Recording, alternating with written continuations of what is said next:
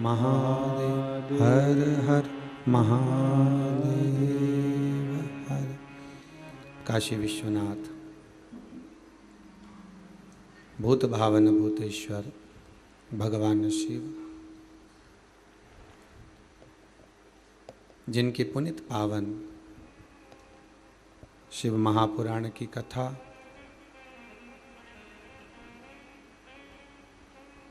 श्रवण करने का सौभाग्य बाबा देव अधिदेव महादेव की कृपा से, दया से श्रावण के इस पावन महीने में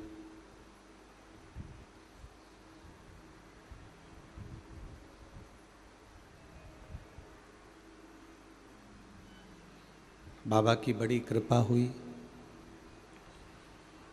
जो देवाधिदेव महादेव की कृपा करुणा से भगवान शंकर की पावन कथा इस कुबेरेश्वर धाम में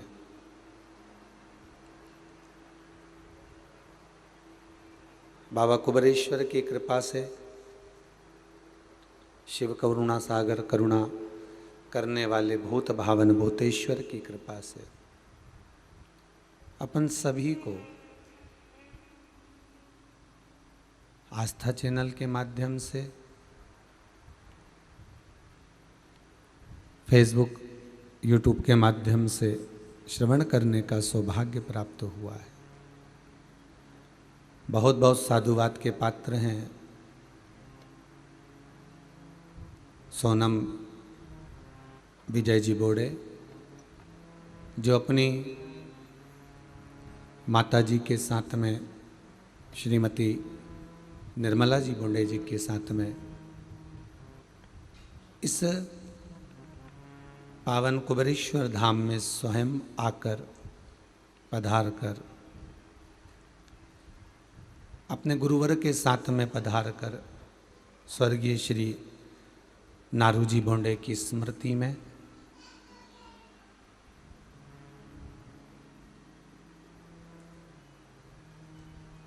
छिंदवाड़ा से यहाँ पहुँचकर भगवान शिव की कृपा से, करुणा से शिव महापुराण की कथा संपूर्ण बोंडे परिवार छिंदवाड़ा इस पावन कथा का रसस्वादन कराकर अपने जीवन को सार्थक बना रहे हैं, पूर्वजों का उद्धार कर रहे हैं। मैं धन्यवाद देता हूँ श्रीमती निर्मला जी बोंडे जी को, जो बाबा भूत अधिपति भूतेश्वर भगवान शिव कृपा करे आप पर और आपके पुत्र और पुत्र वधू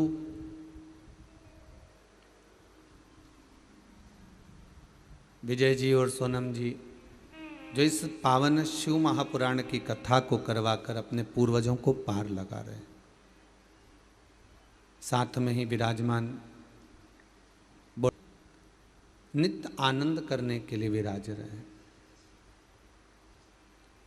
और बोंडे परिवार को एक और साधुवाद दूंगा कि सावन महीने की पहली कथा आपके परिवार द्वारा हो रही है, और वो कथा भी कोई साधारण नहीं, गंगा शिव महापुराण है। शिव पुराण के छोटा सा एक संबोधन को लेकर, एक शब्द को लेकर उस कथा के आनंद को पाने के लिए अपन सब आगे बढ़ेंगे।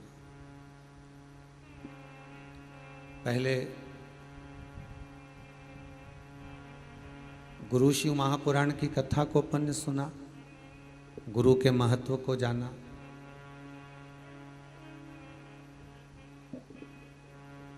और गुरु तो स्वयं, गुरु सतगुरु संत साधु सन्यासी तपस्वी साधक उपासक, ये जितने भी हैं ये स्वयं चलते फिरते तीर्थ हैं, स्वयं चलते फिरते गंगा ही है।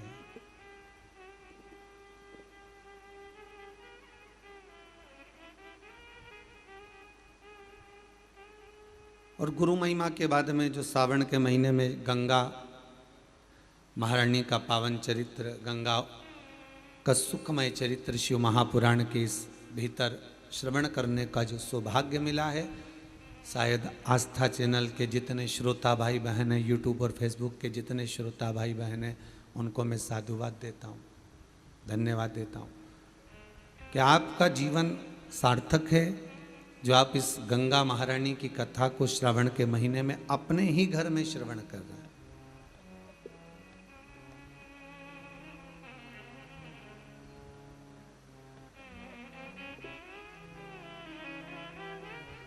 गंगा किसको तारती है?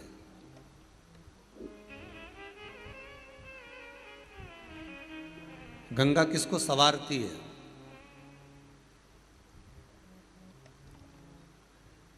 किसी ने कहा कि प्राण छूटे और गंगा जी में ले जाकर अस्थियों को छोड़ दो तो गंगा मोक्ष देती है।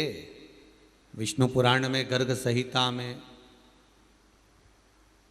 देवी भागवत में, शिव महापुराण में, स्कंद पुराण में लेख लिखे हैं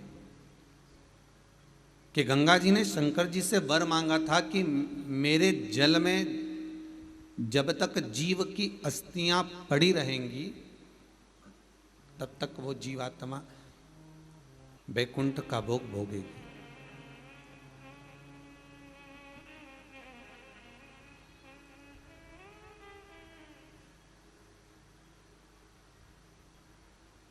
पर गंगा जी ने एक बात और कही है, शिव महापुराण में आपने श्रवण करा ना करा, पर एक बात और गंगा जी कह रही हैं कि मैं तार दूंगी, मैं पापी से पापी जीव का उद्धार कर दूंगी, मना नहीं है। वैसे भी तो भारत की भूमि तो पावन पावन नदियां सारी की सारी जितनी भी हैं ये भारत की भूमि पर है।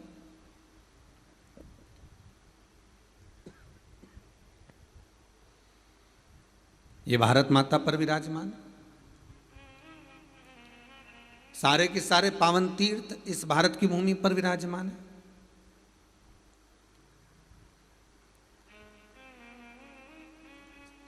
पुण्यमय नदियां, पुण्यमय तीर्थ, पुण्यमय तालाब, सरोवर जितने भी हैं ये सब इस भारत की भूमि पर हैं। एक बात पहले कथा में कही थी, आपको शायद याद होगा, जितने लोग आस्था पर कथा सुन रहे हैं आप लोगों के ध्यान में होगा कि पहले कहा था विदेश में अगर कोई मरता है तो उसको डेड बॉडी कहते हैं कि ये मर चुका है, ये डेड बॉडी है। पर भारत की भूमि पर अगर किसी ने पाप भी करा है ना, भारत की भूमि पर अगर किसी ने गलत काम भी करा, कोई चोर भी है, कोई वेश्यागामी भी है, कोई कामी भी है, कोई लोभी भी है, कोई तृष्णावान भी है, कोई अहंकारी भी है, कोई वासनावान भी है, भारत की भूमि पर अगर किसी ने कोई हत्या आदि करी भी दी है ना, कोई अगर जीव बेकार कर्म कर भी दिया है ना, तो भी भारत की भूमि पर अगर उसने प्राणों को त्यागा है तो उसके नाम के आगे लिखा जाता है स्वर्गवासी। बाकी के देश में लिखाता है क्या स्वर्गवासी? नहीं, बाकी के देश में कहीं पर लिखा नहीं होगा कि यह स्वर्गवासी है। पर भारत की भूमि पर कोई पाप भी कर दिया है, कोई बेकार कर्म भी कर दिया है, कोई गलत काम भी कर दिया है, तो भी लिखा होता है स्वर्गवासी। भले बेकार कर्म कर दिया, भले पाप कर्म कर दिया, भले कुछ गलत कर दिया, पर नाम तो स्वर्गवासी आ गया, वैकुंठवासी आ गया। क्यों? क्योंकि भारत की भूमि एक ऐसी भूमि है, इस भारत की धरा एक ऐसी धरा है जहाँ पवित्र पवित्र नदियाँ विराजमान हैं, जहाँ पवित्र पवित्र तीर्थ विराजमान हैं, जहाँ पवित्र पवित्र आनंद सुख विराजमान है। यहाँ नित्य प्रति भगवत नाम का स्मरण होता रहता है, जहाँ का एक एक कंकर शंकर है। ऐसी पावन पवित्र भूमि भारत माता की है, जहाँ पर जीव कैसा भी हो अगर प्राणों को त्यागता है तो उसके आगे डेड बॉडी नहीं लिखी होती, उसके आगे स्वर्गवासी लिखा होता है कि ये स्वर्गवासी है। मतलब भले इसने पाप करा तो भी ये स्वर्ग का निवास करने वाला है, ये स्वर्ग की ओर निवास कर रहा है, ये स्वर्ग में बसा हुआ है।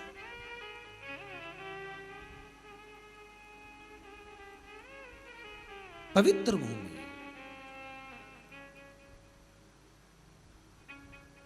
और उस पवित्र भूमि में ना जाने कितने साधक, कितने साधु, कितने तपस्वी, कितने संत, कितने महात्मा, कितने जोगी, कितने सन्यासी, कितने ब्राह्मण जन, कितने विद्वत जन इस भारत की भूमि पर भ्रमण करते रहते हैं, तप साधना करते रहते हैं, उपासना करते रहते हैं, मंत्र जाप स्मरण करते रहते हैं। और जब उनका मंत्र जाप का फल इस भूमि पर प्राप्त होता है तो यहाँ की जो रज है, यहाँ की जो धूल है, यहाँ की जो माटी है, वो सुख का अनुभव करा देती है, एक आनंद का अनुभव करा देती है।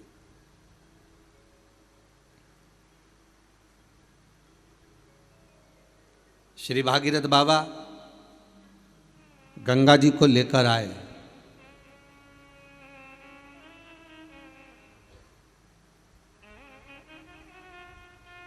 भागीरथ बाबा तो गंगा जी को लेकर आए हैं 60,000 काकाओं के उद्धार के लिए, और वो गंगा भी बहती हुई गौमुख से लेकर चलते चलते चलते चलते वो गंगा भी कलकत्ता तक जब पहुंची है, गंगा सागर तक जब पहुंची है, तो उसके घाट पर, उसके तट पर, गंगा महारानी के किनारे पर जितने जितने भक्त, जितने साधु, जितने सन्यासी, जितने साधक, जितने उपासक, जितने जीव रह रहे हैं, ये गंगा उनका कल्याण कर रही है। और जो उसकी शरणागति में जा रहा है, गंगा उसका उद्धार कर रही है। और धन्यवाद दूंगा मैं विजय जी आपको, बोंडे परिवार को, सोनम विजय जी बोंडे परिवार को, कि बहुत बहुत साधुवादता है कि गंगा केवल उस घाट पर ही रह रही हैं, जीवों का आनंद दे रही है, और जो उसके चरणों में चले गया उसको आनंद प्रदान कर रही है। पर गंगा शिव महापुराण की कथा आपने कराकर ये संपूर्ण विश्व में, देश ही नहीं विदेश में भी जो इस कथा का आनंद सुख पा रहे हैं, इस कथा के माध्यम से श्रावण के महीने में ये गंगा लोगों के घर घर तक पहुंचा दी है आपने, उसके लिए बहुत बहुत साधुवाद, बहुत बहुत धन्यवाद। शिव महापुराण के रूप में गंगा शिव महापुराण घर घर तक पहुंचे।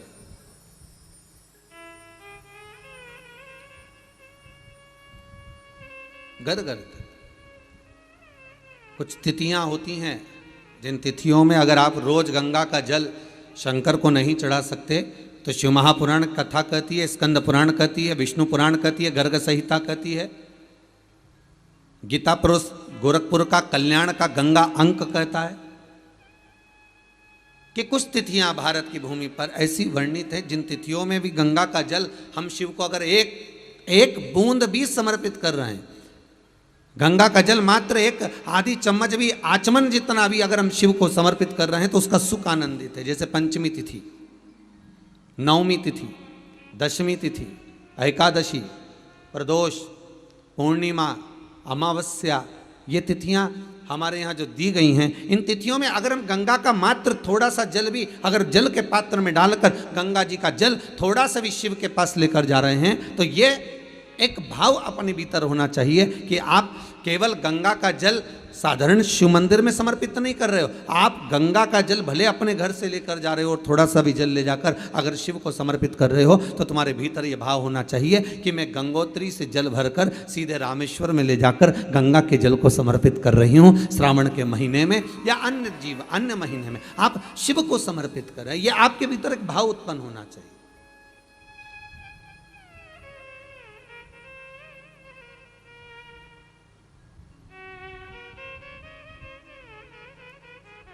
एक बड़ा सुंदर संवाद है महाराज।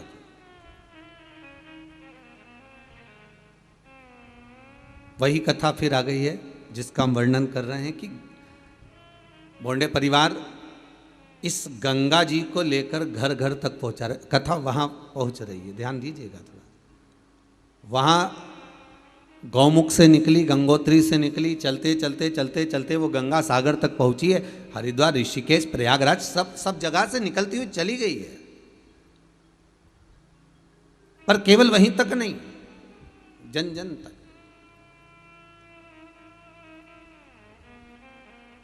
एक संत, बड़ा तपस्वी मुनि थे, बड़े बड़े साधक थे। वो मुनि किस प्रकार के थे कि वो साधना कोई अलग नहीं करते थे, वो कहीं बैठकर तप नहीं करते थे, वो कहीं बैठकर आराधना नहीं करते थे।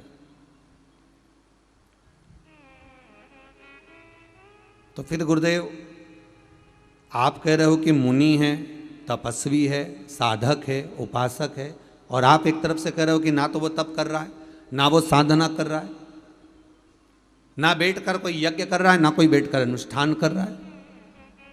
फिर मुनि साधक उपासक कैसे हो गया? फिर तो इतना कह सकते हैं कि एक केवल एक ब्राह्मण है जो पूजन आदि में लगा हुआ है। नहीं नहीं नहीं, शिव महापुराण की कथा कहती है कि वो एक मुनि, एक साधक है, ब्राह्मण कुल में जन्मा,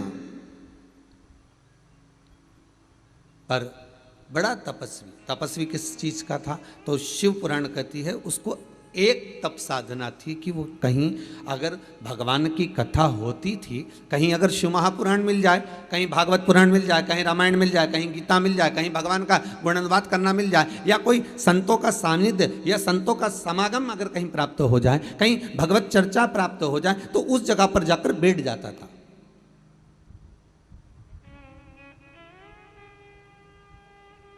एक भगवान की कथा में जाकर बैठना भी एक तपस्वी का भाव है, एक साधक का भाव है, एक साधना है, एक आराधना है, एक तप है, एक भगवान को प्राप्त करने का, भगवान को अपने भीतर उतारने का एक स्थान है।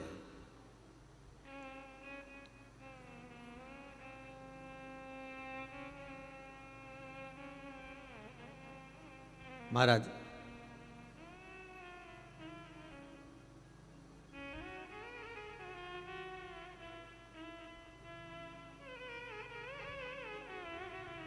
काशी में ढूंढा तुझे, उज्जैनी में पाया है, शिव पुराण के पन्नों में भोले बात का ठिकाना है। ढूंढो उसको। तो कोई कहे, कोई बोल रहा हो, कोई साधक कह रहा हो आपसे कि हम तप नहीं करते, हम साधना नहीं करते, हम उपासना नहीं करते, हम भगवान की भक्ति में केवल अगर हमारे को कुछ आता है तो हम शिव महापुराण की कथा श्रवण कर लेते, हम भागवत पुराण, हम रामायण, हम गीता, हम भगवान का गुणगान कर लेते, बस केवल कथा में हमारी चित्त वृत्ति रमी हुई है। और आपका दिल, आपका हृदय, आपकी चित्त, आपकी वृत्ति, आपका मन अगर कथा में लगा हुआ है ना, तो समझ लेना आप मुनि हो, आप तपस्वी हो, आप साधक हो, आप उपासक हो। ये कई लोगों ने प्रश्न लिखकर भेजे हैं, बहुत सारे प्रश्न हैं और बहुत सारे संवाद भी हैं महाराज। इसमें कई लोगों ने लिखा है कि हम पहले कथा नहीं सुनते थे, किसी ने लिखा है कि हम पहले शिव मंदिर नहीं जाते थे, फिर किसी ने लिखा है कि हम भगवान का भजन करना नहीं जानते थे, हम शंकर पर जल कैसे चढ़ाएं हम वो नहीं जानते थे। पर हमको सीख मिल गई, हमको कुछ सीखने को प्राप्त हो गया, हमको कुछ मिला है।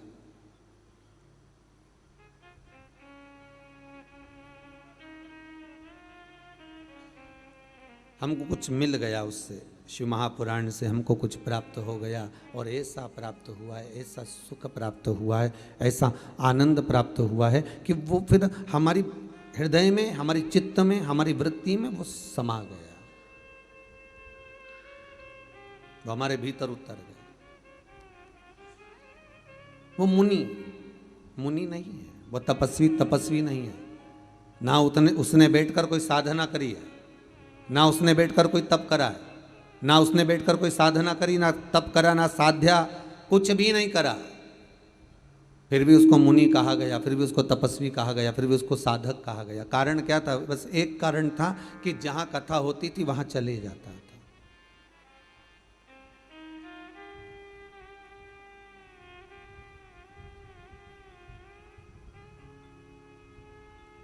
जहां पर मिल गई शिव पुराण, जहां पर मिल गया भगवान का भजन, बस वहां बैठ जाता था। और एक नहीं, आप सब भी जितने आस्था चैनल के माध्यम से कथा श्रवण कर रहे हो ना, जितना फेसबुक यूट्यूब पर आप लोग कथा को सुन रहे हो, आपको साधुवाद दूंगा, आप भी किसी तपस्वी से कम नहीं हो, आप भी किसी साधक से कम नहीं हो, आप भी किसी उपासक से कम नहीं हो।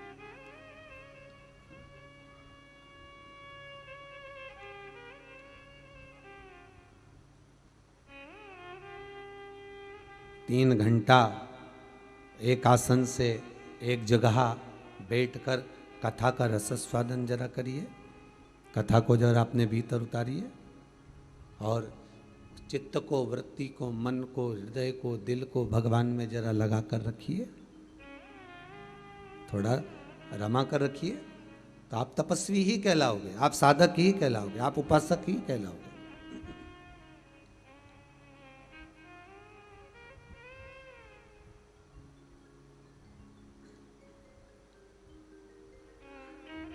आपकी उपासना हो गई। वो ब्राह्मण केवल मुनि का जो वेश रखता है और भगवत की चर्चा में, भगवान के स्मरण में डूबा रहता। 4 संत निकल कर जा रहे थे, बड़े जटाजूट बंधे हुए थे, बड़ी माला कंठी पहने हुए थे, बहुत बहुत माला धारण करे, चंदन लगाया हुआ है, खूब सावधान, बहुत साधु सन्यासी का वेश धरे हुए। और ये व्यक्ति कहीं से शिव महापुराण की कथा, कहीं से भगवान की चर्चा कर कर आ रहा था। और इसके पास में वो जो जाने वाले व्यक्ति थे, उन्होंने 4 संतों ने आकर पूछ लिया, भैया ओ भैया, तुम मुनि के वेश में लग रहे हो, तुम तपस्वी के वेश में लग रहे हो, वस्त्र भी तुम तपस्वी ऐसा धारण कर कर रखे हो, पर एक मन में एक प्रश्न है, हम यहां से हरिद्वार जाना है, आप हमको रास्ता बता दोगे क्या हरिद्वार जाने का? उसने पूछा काहे के लिए जाना है? अरे गंगा का स्नान करने जाना है हमको। अच्छा अच्छा अच्छा, गंगा स्नान के लिए जा रहे हो? हाँ चले जाओ, यहाँ यहाँ हमको देखो, हम जानते तो नहीं हैं, तो आप इस गांव के नहीं हो क्या? हम गांव के ही हैं। कितने साल हो गए गांव में रहते रहते? लगभग हमको हो गए 50 साल 100 साल। हमारे दादा वगैरह भी यहीं रहते थे, पर हम जब पैदा हुए, हमारी उम्र हमारी 50 साल की हो गई, हम कितने साल से रह रहे हैं। अच्छा ठीक है, तो तुम्हें यह नहीं मालूम कि हरिद्वार का रास्ता कौन सा है? गंगा किधर है आपको मालूम नहीं है क्या? उसने हाथ जोड़कर कहा, भैया देखो बात इतनी सी है कि मैं गंगा माता को नमन करता हूं, मैं गंगा के चरणों को पावन समझता हूं, मैं गंगा के चरणारविंद का स्मरण करता हूं, मैं गंगा जी को अपने मस्तक पर चढ़ाता हूं, पर सबसे बड़ी बात केवल इतनी सी है कि मैं आज तक गंगा को नहाने के लिए नहीं गया। कितने दूर है यहां से? पूछा, बस मैंने सुना है यहां से 42 किलोमीटर की दूरी पर गंगा जी है। 42 किलोमीटर दूरी पर आना, और तुम कभी नहाने नहीं गए? नहीं नहीं नहीं, नहीं मेरा जाना नहीं हुआ। तो गंगा का रास्ता तो देखा होगा? पता नहीं, पर तो लोग कहते हैं इधर से जाते हैं, लोग कह रहे हैं इधर से जाते हैं। अब मैंने देखा तो है नहीं, मैंने जानता तो नहीं। अच्छा अच्छा, ठीक ठीक ठीक। संतों को आ गया क्रोध। चारों संतों ने मिलकर एक साथ कहा, कैसा मूर्ख है, कितना पागल व्यक्ति है। 42 किलोमीटर दूर गंगा जी विराज रही है, 42 किलोमीटर दूर गंगा विराजमान है, और 42 किलोमीटर दूर ये आज तक गंगा नहाने नहीं गया, तो इसके बराबर पापी कौन होगा?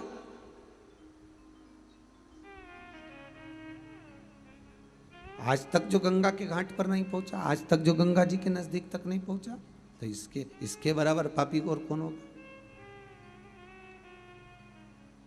चारों ने कह दिया, तेरे जैसे पापी का हमने कहाँ मुख देख लिया, कहाँ हमने मुंह देखा है, तेरे जैसे पापी का कहाँ हमने मुख देख लिया, कहाँ मुख देखा।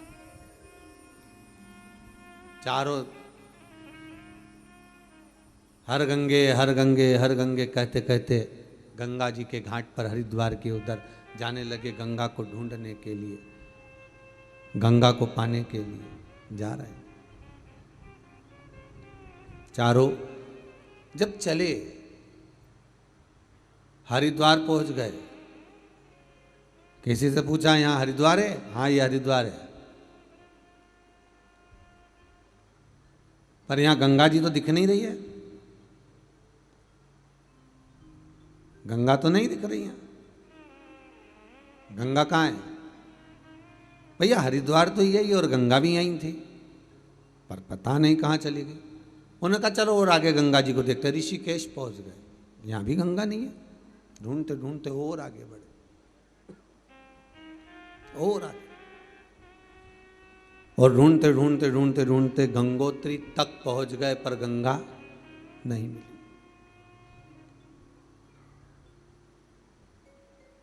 गंगोत्री में जाकर इन्होंने किसी तपस्वी से पूछा, यहाँ गंगा है? हाँ ये गंगोत्री है।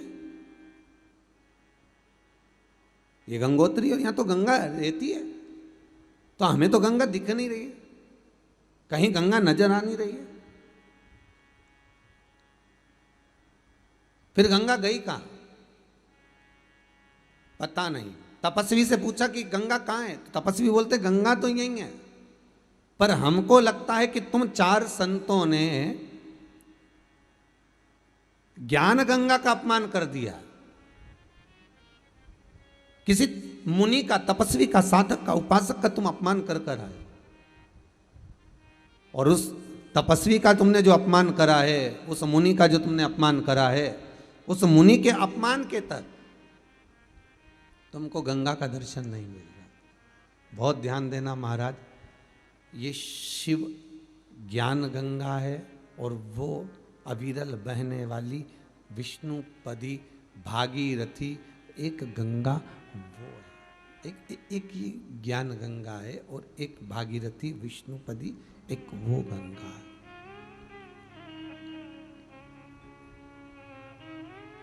दोनों में अंतर है।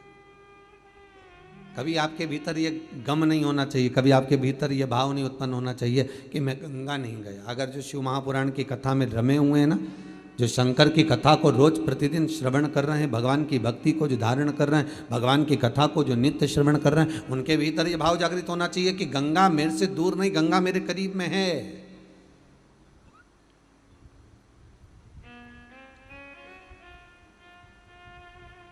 गंगा ज्यादा दूर नहीं, गंगा मेरे नजदीक में। अब क्या करा जाए, तो कहा उस मुनि के पास जाओ। चारों संत मुनि को ढूंढते ढूंढते पहुंचे, वो कथा में बैठा हुआ था, कहीं शिव महापुराण, कहीं सत्संग, कहीं भजन, कहीं कीर्तन, कहीं स्मरण, कहीं नाम जाप, कहीं मंत्र जाप में डूबा हुआ था। गया, चारों मुनियों ने, संतों ने उसके चरण पकड़ लिए। हमसे गलती हो गई, हमने तुम्हें अपमान कर दिया, हमने तुम्हारा अपमान कर दिया, हमसे गलती हो गई। गुरु शिव महापुराण में एक बात कही थी, आप कितनी भी गलती कर रहे हो, आप क्या शब्दों का संबोधन कर रहे हो, आप क्या बोल रहे हो, ये मतलब नहीं है। सबसे मूल ये है कि आप अगर कोई गलती को कर दिए हो तो सबसे पहला संबोधन आपके मुख से निकलना चाहिए क्षमा, सॉरी।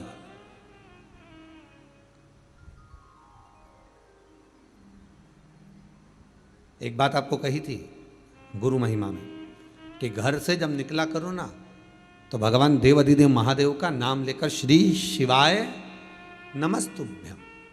घर से जब निकलो, कोई कार्य के लिए जा रहे हो तो आप श्री शिवाय नमस्तुभ्यम का स्मरण कर कर जाइए। आप किसी काम के लिए आगे बढ़ रहे हो, श्री शिवाय नमस्तुभ्यम का स्मरण कर कर जाइए। जिस समय आपके मुख से श्री शिवाय नमस्तुभ्यम का स्मरण हो जाए, या शिवलिंग का स्पर्श हो जाए, या शंकर का अनुमोदन कर कर ओम नमः शिवाय बोलकर, या राम बोलकर, कृष्ण बोलकर, शिव बोलकर, आपके भीतर जो रमा हुआ है, आप राम को मानते हैं, आप राम को मत माने, हम मना नहीं करेंगे। आप कृष्ण को माने तो कृष्ण को माने, हम मना नहीं करेंगे। आपका दिल जिससे लगे, आपका चित्त वृत्ति जिससे लगे। अरे मन कर रहा है तुम्हारा चाउमीन खाने का और कोई तुमको पानी पतासा खिला दे तो नहीं, हम तो आपको पानी पतासा ही खिलाएंगे चाहे कुछ भी हो जाए। हम चाउमीन वाउमीन नहीं खिलाएंगे, बस बात खत्म तो खत्म। आपका मन हो तो खाइए। तो आपके मन में क्या होगा बताओ? बड़ी मुश्किल से तो होटल लेके गए हैं, मैं 3 दिन से प्राण खा रही है ना कि चलो चलो होटल, चलो चलो भोजन करेंगे, चलो चलो, पर और लेके भी आए तो अब अपने हमारे मन का ना खिला रहे, और मालूम पड़े पानी पतासा खिला दिया। पानी पतासा भी कितना खिलाया, वो गुपचुप, वो गोलगप्पे कितने खिलाए, तो के इसको बस केवल 4 दे देना हो, केवल 4, ओनली 4, इससे ज़्यादा नहीं। अब उसके मन में आया, बताओ इतनी दूर लेकर आया, एक तो इतनी दूर लेकर आया, होटल में लाया, भोजन कराता, कोई अच्छा जो सामग्री वो खिलाता, पर केवल होटल वाले इसको 4 गोलगप्पा देना बस, इससे ज़्यादा मत दे। और पत्नी ने कहा कि तुम 4 ही क्यों खिला रहे हो? तो पति बोला एक तेरी बचपन का, एक जवानी का, एक देहड़ी का और एक बुढ़ापे का, खत्म काम। काम एक कई बार में चारों में निपटा दिए, केवल 4। अब हम आपसे कह दें कि आप शंकर का भजन करो, हम आपसे कह दें आप शिव का स्मरण करो, और आपका दिल कृष्ण में लगा हो, आपका दिल राम में लगा हो, आपका दिल भवानी में लगा हो, हम मना नहीं करेंगे। आपका दिल, आपकी चित्त, आपकी वृत्ति जिस समय लगी हो,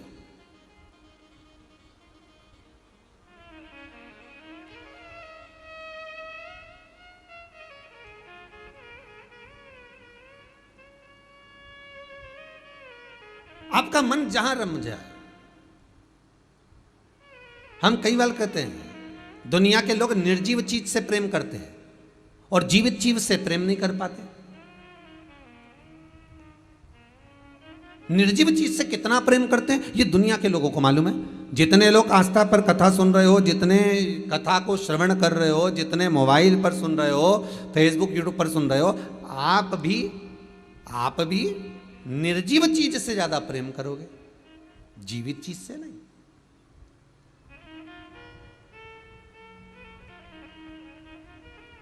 कपड़े इतने संभाल कर रखोगे, अब वो जीव है क्या, वो जीवित है क्या? अरे बोलो ईमानदारी से बोलो, वो जीवित है क्या? उसमें प्राण है क्या? नहीं। पर इतने संभाल, क्योंकि वो निर्जीव है, इतने संभाल कर रखा, इतने आराम से, इतने साध कर रखा। वो नकली सी ज्वेलरी, उसको भी रुई से ढककर, रुई में फंसाकर, ऐसा डब्बा में, प्लास्टिक के बढ़िया बॉक्स में, वो भी तो निर्जीव है। अब ये भी जाने दो, अच्छा तुम तो घर में आ जाओ, और घर में जब पोछा लगाएगी तो ऐसा लगाएगी निर्जीव चीज। अब वो पत्थर बोलता है क्या? निर्जीव।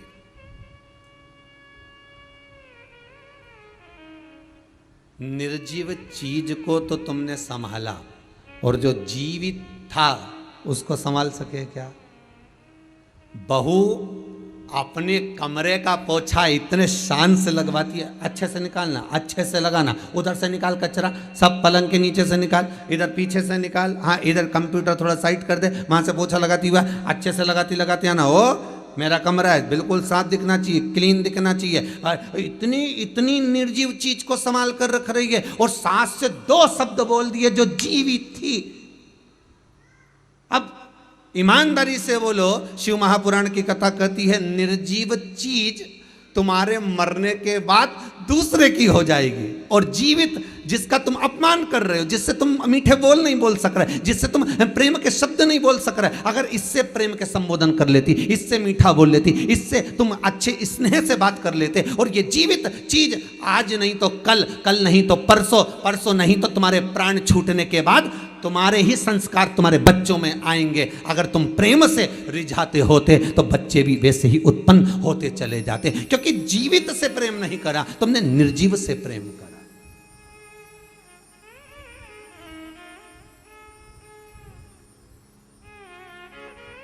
भोजन करने के बाद बर्तन भी साफ कर कर रखे तो निर्जीवन, तो दिल तो साफ करते।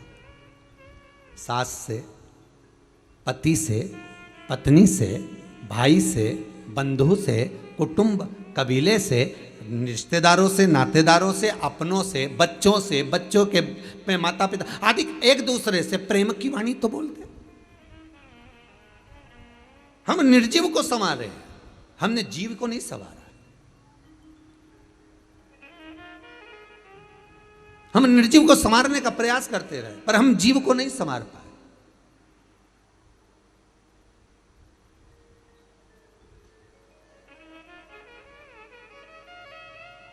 कई लोग हमसे कहते हैं गुरुजी जरा हमारे साथ चलकर हमारा घर तो देखिए कितना जोरदार है। हमने कहा बहुत बढ़िया साहब। अब ईमानदारी से बोलो, घर जोरदार होने से क्या हो, वो में रहने वाला मनक जोरदार होना चाहिए ना। उसमें जो निवास कर रहा है, उसमें जो रह रहे हैं, उसमें जो परिवार के सास हो, ससुर हो, बहू हो, बेटा हो, कुटुंब हो, कबीला हो, माता हो, पिता हो, बच्चे हों, बच्चियां हों, इनको देखा जाए। पहले के रिश्तों में और आज के रिश्तों में बस यही अंतर है महाराज जी, यही।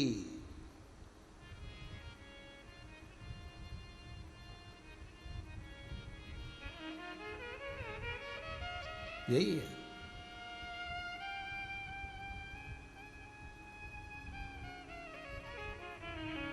पहले के अगर रिश्ता कैसा होता है, संबंध कैसा होना चाहिए, रिश्ता कैसा होना चाहिए, सीखना है तो ताले और चाबी से सीखो।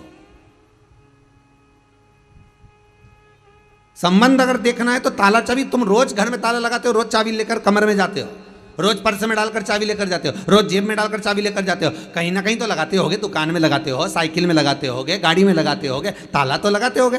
तो अगर संबंध सीखना है, रिश्तेदारी सीखना है, संबंध कैसा होना चाहिए, अगर ये सीखना है तो एक बार ताला और चाबी से सीखिए। संबंध किसको कहते हैं, ये ताला चाबी बताएगा। टूट जाता है ताला पर दूसरी चाबी से खुल नहीं पाता, चाबी वही लगती है जो उसमें लगती आई। और अगर चाबी लगाना, चाबी घूम गई, दूसरी लगाना तो उसको बनवाना पड़ेगा, वैसी की वैसी, तुम दूसरी लगाते जाओ, खोलेगा नहीं। संबंध ऐसा होना चाहिए कि किसी के कहने पर, भड़काने पर, शब्दों के संबोधन पर, आड़ा टेढ़ा बोलने पर, गलत सीख देने पर, वो कितनी चाबी लगाए पर ताला नहीं खुलना चाहिए। चाबी वही लगे जो श्रेष्ठ हो, चाबी वही लगे। कोई कितना ही अपशब्द बोले, कितना ही ताना दे, कितनी गालियां दे, कितना ही आड़ा टेढ़ा बोले, हमें नहीं समझ।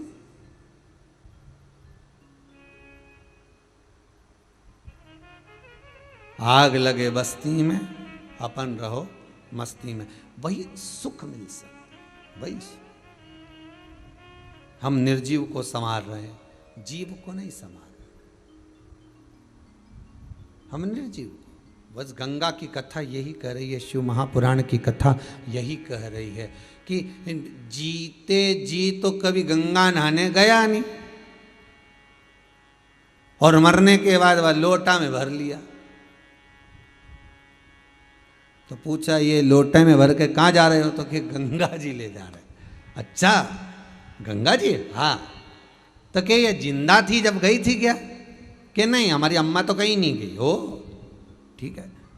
ये मरा, जो मर गया, ये कभी गंगा जी गया था क्या, नहीं, ये दादाजी भी नहीं गए, कभी पिताजी भी नहीं गए। तो फिर तो कि उनकी अंतिम इच्छा थी। अच्छा, उनकी इच्छा ये थी कि भगवान ऐसी कृपा कर दे कि मेरी औलाद मुझे एक बार हरिद्वार नहवा के लिया, एक बार गंगा जी नहवा के लिया। और इनने क्या कहते हैं, उनकी अंतिम इच्छा थी कि गंगा जी जाना है। तो अंतिम इच्छा मतलब पूरी करो, एक बार जीते जी लेकर तो जाते।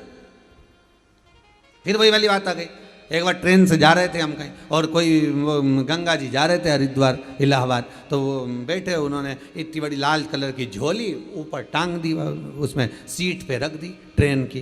अब हमारी बर्थ इधर की थी और उनकी बर्थ सामने की, अब उसने सीट पर रख दी। अब उस सीट खाली थी, खाली सीट पर कोई बच्चा को बिठा दिया। जैसे ही बच्चे को बिठाया तो वो जो नीचे बैठा था उसको गुस्सा आ गया, हमारी अम्मा बैठी है, उतरो नीचे। अब अम्मा तो कोई दिख नहीं रही थी कि अम्मा कहाँ बैठी, उतरो नीचे, हमारी अम्मा बैठी। अब वो झगड़े, सबसे झगड़े, हमारी अम्मा बैठी नीचे उतरो, अम्मा बैठी नीचे उतरो। अब सबको नीचे उतारे। तो थोड़ी देर बाद किसी ने पूछ लिया, तुम्हारी अम्मा तो कोई दिख नहीं रही, और कह रहे अम्मा बैठी कर रहे, कब से कर रहे, 2-4 घंटे से, किसी को बैठने नहीं दे रहा, सीट खाली है, तुम्हें दिख नहीं रहा हमारी अम्मा बैठी है। तो अम्मा कहाँ है, वो झोली में है, जो इतना बड़ा लाल कपड़ा है ना, उसमें हमारी अम्मा भरी हुई है। अच्छा, कहाँ गई, तो फिर ये क्या है, अम्मा की अस्थियां हैं। हमें कहा था किसी ने इनकी एक रिजर्वेशन सीट बुक कराना, इनको पूछते हुए लेके जाना, तो उनको चाय भी पिला रहे हैं, एक पत्तल अलग से भोजन की भी लगाई, अम्मा चलो, अम्मा जी कर लो, अम्मा पानी पी लो, इतने प्रेम से लेके गया और गंगा जी में ले जाकर पूजन वूजन करके खवा दिया। अब ईमानदारी से बोला, जितने प्रेम से तू हड्डियां लेकर गया था, जितने प्रेम से तू अस्थियां लेकर गया था, इतने प्रेम से अम्मा जब जिंदा थी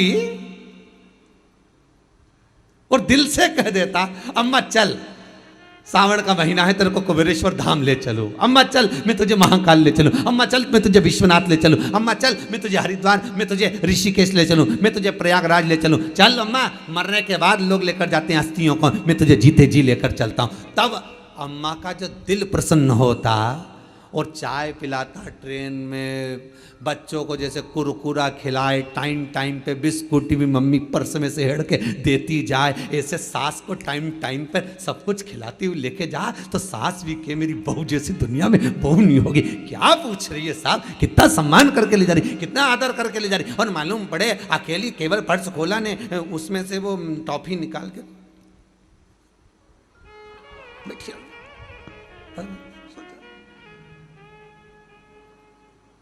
सास ने पूछा, क्यों रही, मुंह में क्या है, ऐसे कुतर कुतर कर रही है। कुछ नहीं, ठंड लग रही, एसी तेज चल रहा है ट्रेन का, इसलिए ठंड लग रही, दांत कटकटा रहे, सुख बोलो। जीते जी दंगम दंगा, मरे पीछे पहुंचा दी गंगा। शिव महापुराण कहती है ऐसे गंगा जाने से कोई लाभ नहीं है।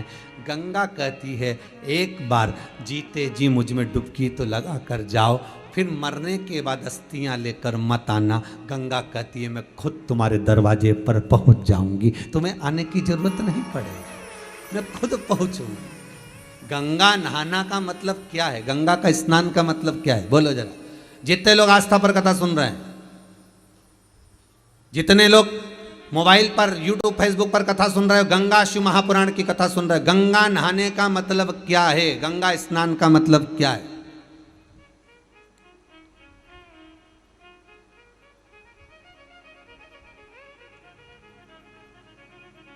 नहाने का और स्नान में अंतर क्या है? पहले भी एक बार कहा, नहाने और स्नान में अंतर क्या? आप लोगों में से कितने लोग हैं जो स्नान कर कर आए? जितने लोग टीवी पर कथा सुन रहे हो, आप लोगों ने आज स्नान करा कि नहीं करा? और जितने लोग जहाँ जहाँ मोबाइल पर कथा सुन रहे हो, दिल से बोलना, आप लोगों में से किसी ने स्नान करा कि नहीं करा? तो आप लोग मुंडी हिला कर कहोगे हमने तो स्नान करा साहब है। पर स्नान और नहाने में अंतर है रे बाबू, स्नान और नहाने में अंतर है। नहाना किसको कहा गया? वॉशरूम में गए, शैम्पू लगाया, साबुन लगाया, डब्बा भर पानी डाल लिया, इसको कहते हैं नहाना। ये तो आप लोगों ने करा होगा, इसको स्नान नहीं कह सकते। शिव महापुराण में इसको स्नान नहीं कहा गया, इसको स्नान का संबोधन नहीं कहा गया, इसको तो कहते हैं नहाना।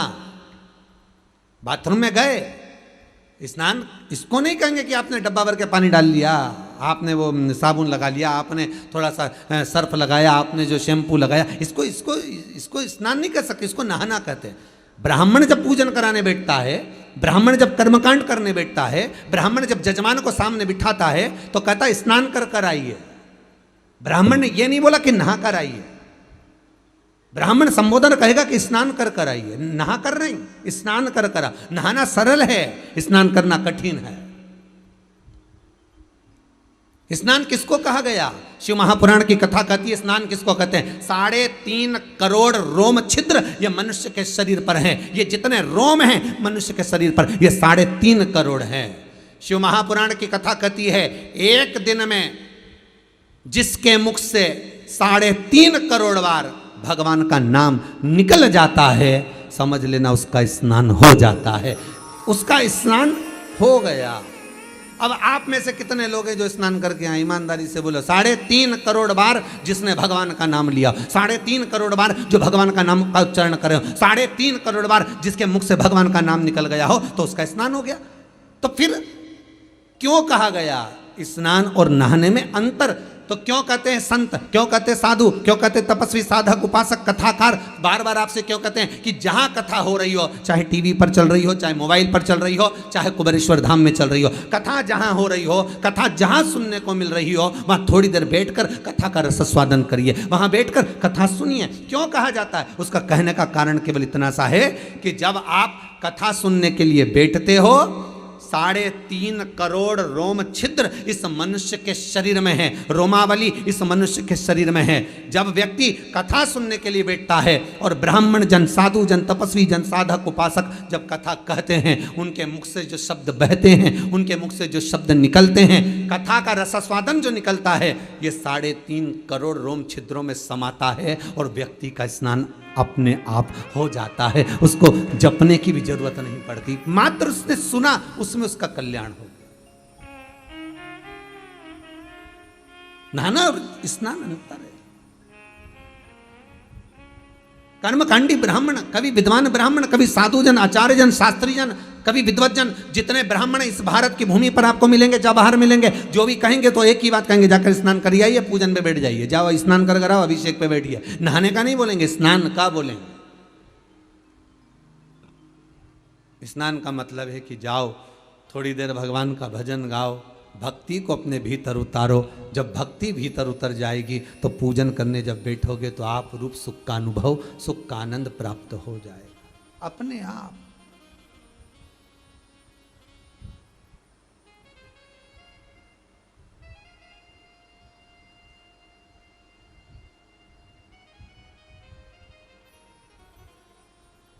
अपने आप भीतर से भक्ति का। गंगा कहती है कि मेरे पास में ये गंगा स्नान का मतलब क्या है? क्या मतलब है?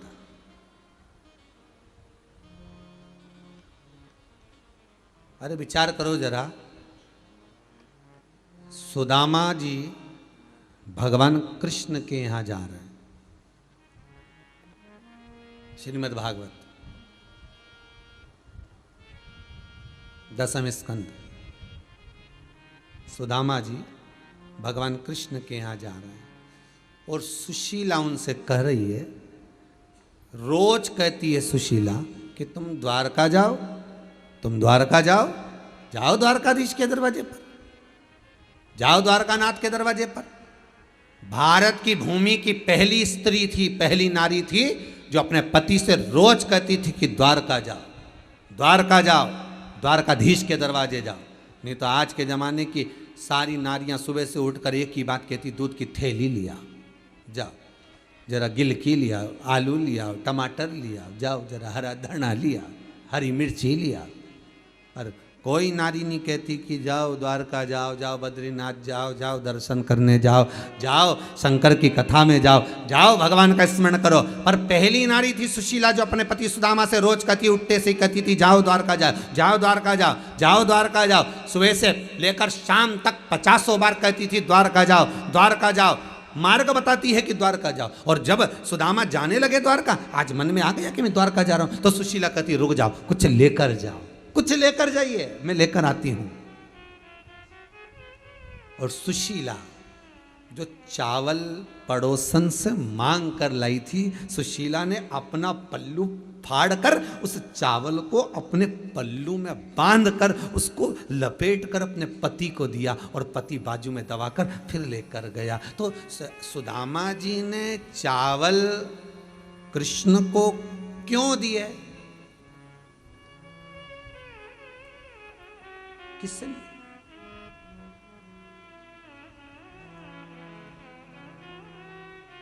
और वो दे भी रही है तो काय में दे रही है? पल्लू में।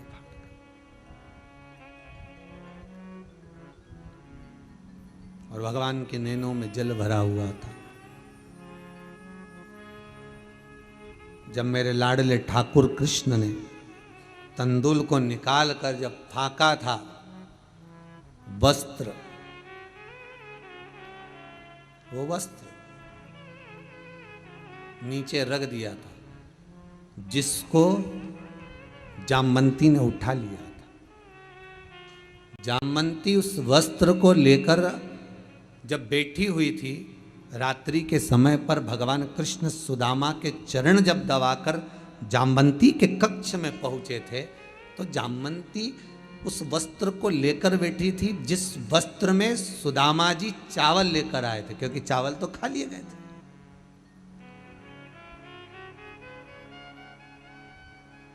वो केवल वस्त्र बचा हुआ था। जामवंती उसको लेकर बैठी थी, तो द्वारकानाथ ने पूछ लिया, हे जामवंती, ये वस्त्र, ये तो सुदामा जी वाला वस्त्र है। हाँ, लेकर क्यों बैठी हो, किस लिए बैठी हो? जामवंती कहती है मुझे लगता है ये वस्त्र नहीं है।